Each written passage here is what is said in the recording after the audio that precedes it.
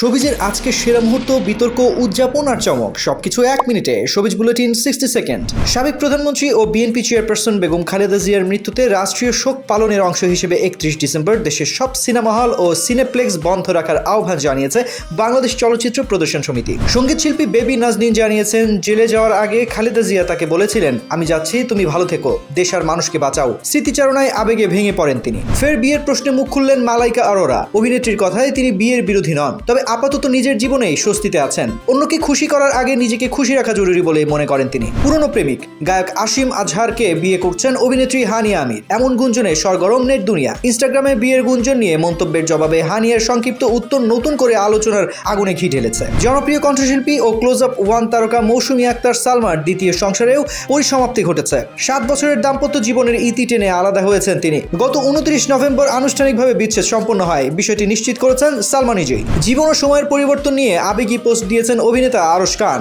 তার কথায়, বদলাচ্ছে মানুষ, বদলাচ্ছে স্বপ্ন, শেষ পর্যন্ত একদিন সবাই হারিয়ে যাব।